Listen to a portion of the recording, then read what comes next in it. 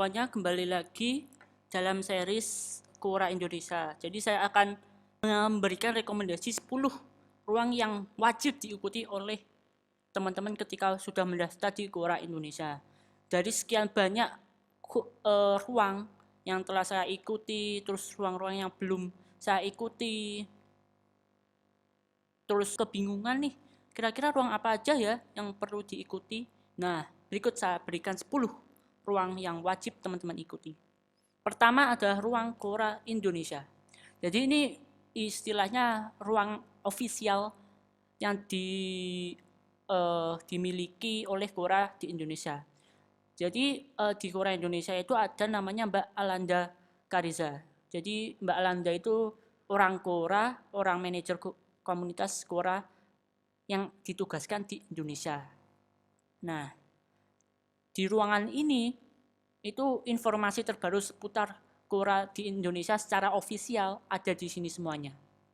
Misalkan tentang pemilihan penulis terbaik Maret 2020 diumumkan di ruang ini. Nanti saya jelaskan tentang penulis terbaik itu seperti apa kayak gitu. Terus juga ada tentang tanya seputar perempuan dan teknologi.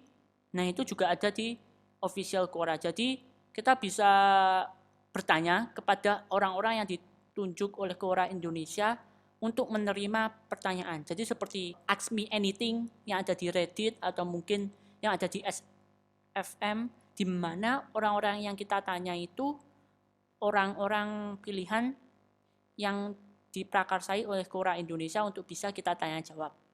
Misalkan pada bulan Maret itu ada Mbak Yaumi Fauzia sama Mbak Ratih untuk bisa menjawab pertanyaan di Quora. Nah, kemarin kita bisa tanya jawab seputar COVID-19 kepada wecare.id di Quora.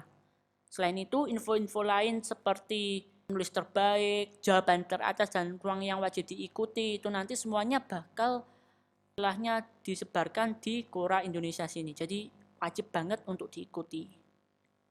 Yang kedua, ruang Serikat Pekerja Teknologi. Jadi para pekerja teknologi atau IT itu ada di sini semuanya.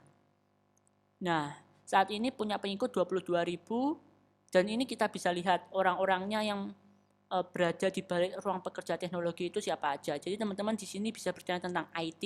Misalkan komputer rusak, walaupun ya tentu saja teman-teman bisa cari di Google tapi mungkin kesulitan bisa tanya di sini. Atau ingin tahu gimana jenjang karir di bidang IT itu seperti apa, terus awal mula tertarik apapun itu, pokoknya pertanyaan seputar IT bisa teman-teman tanya di sini seperti itu.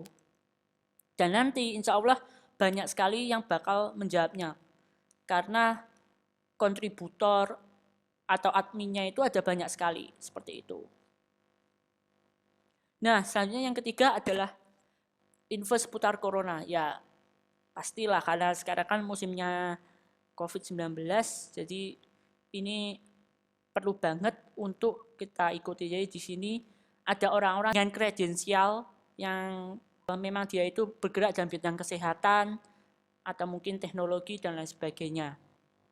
Kita bisa mengetahui fakta-fakta tentang COVID-19, berita tentang COVID-19 yang terbaru, yang mana tentu saja bisa kasarannya bisa kita tanya, benar nggak sih ini kayak gini, benar nggak sih kayak gini, seperti ini beberapa pertanyaan yang diajukan di ruang info seputar corona. Misalkan pertanyaan seperti ini, nah ini belum ada yang menjawab, atau orang bisa berbagi informasi seputar COVID-19. Misalkan Ihsan Fadilah yang pekerjaan sebagai dokter membagikan tentang obat sebuah studi dan lain seperti itu. Jadi ruangan ini benar-benar membantu buat informasi tentang COVID-19 seperti itu. Nah, ruangan keempat ada parenting positif dan pendidikannya terutama buat orang yang mau menikah atau mungkin apa bisa mendapatkan insight atau istilahnya pengetahuan seputar parenting positif dan pendidikan. Misalkan ini bahayanya kalau kita masuk ke web yang KS itu kayak gimana dalam pendidikan dan parenting. Atau pertanyaan mengenai rendahnya kualitas guru di Indonesia apakah dipengaruhi oleh sarjana pendidikan. Nah, di sini bakal banyak sekali insight seputar parenting positif dan pendidikan yang ya bisa kita ambil posisi positif negatifnya lah. Seperti itu. Oke, selanjutnya ada rahasia hati perempuan. Lah, ini penting sekali. Pengikutnya ada 35.000 orang. Jadi kalau teman-teman pengen ngerti gimana sih hati perempuan itu seperti apa, bisa mengikuti ruangan ini. Karena ruangan ini bakal jelaskan gimana sih rahasia-rahasia dari perempuan dari perspektif atau dari wanita itu seperti apa. Misalkan ada pertanyaan, apakah kamu pernah disuruh pap tete? Nah, di sini bakal wanita-wanita bakal menjawab bagaimana sih cerita mereka itu seperti gimana. Atau mungkin pertanyaan seperti, sebagai seorang wanita, apakah kamu bersedia memiliki pasangan seorang misoginis? Nah, di sini kita bakal tahu lebih lengkap bagaimana pandangan para wanita tentang suatu hal. Nah, kita bisa tanyakan di sini. Misalkan saya tanya, gimana pandangan wanita terhadap A, terhadap B, dan nantinya bakal dijawab oleh teman-teman di ruang rahasia hati perempuan. Jadi ruangan ini benar-benar banyak memberikan saya insight atau pandangan tentang wanita. Ini ada kedai pustaka. Jadi ini kumpulan dari orang-orang yang kutu buku, orang yang suka membaca buku, bisa bergabung di sini. Nah, isinya nanti ya rekomendasi buku-buku yang bagus untuk kita baca. Bahkan saya pernah meminta identifikasi pembaca buku di Indonesia bisa di sini karena memang orang-orang di sini itu suka membaca. Jadi cocok kalau kita ingin membuat survei tentang pembaca di Indonesia. Nah, ada juga novel buku yang suram, buku bahasa Inggris yang cocok dibaca oleh para pemula. Jadi benar-benar ruang ini cocok untuk mereka yang suka membaca buku, meminta rekomendasi buku, atau mendiskusikan tentang buku. Nah, lalu buat teman-teman yang suka film, saya benar-benar merekomendasikan tentang ruang segalanya tentang film. Karena di sini pembahasan filmnya itu cukup bagus. Jadi saya sebelum menonton film, saya biasanya bakal bertanya di sini. Misalkan film dengan rekomendasi genre yang layak ditonton. Nah, di sini kita dapat rekomendasi film-film entah yang udah terkenal atau belum. Misalkan ada film Shape of Water, I Am Mother, dan lain sebagainya yang benar-benar underrated banget. Dan di sini kita bisa mendapatkan ulasan-ulasan film yang sangat-sangat membantu saya untuk memilih film manakah yang layak saya tonton atau mungkin perspektif dari sebuah film. Misalkan nih ulasan tentang Lighthouse 2019. Nah, di sini benar-benar ada pembahasan yang bagus banget tentang film tersebut, ulasannya itu seperti apa.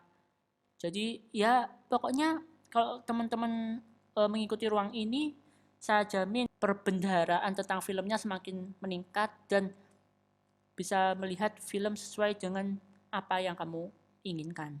Nomor 8 adalah negaranya Doraemon. Ya, ini buat para wibu-wibu atau wota-wota biasanya bakal dibahas di sini. Jadi kita akan membahas anime, manga, light novel, buku Jepang, drama, pokoknya semuanya tentang Jepangan bakal dibahas di sini. Contoh dorama. Nah, yang direkomendasikan itu apa? Nah, di sini ada rekomendasinya. Atau anime, atau game juga ada. Jadi benar-benar di sini kita bakal dapat insight baru tentang anime, tentang light novel, dorama, dan lain sebagainya. Seperti itu.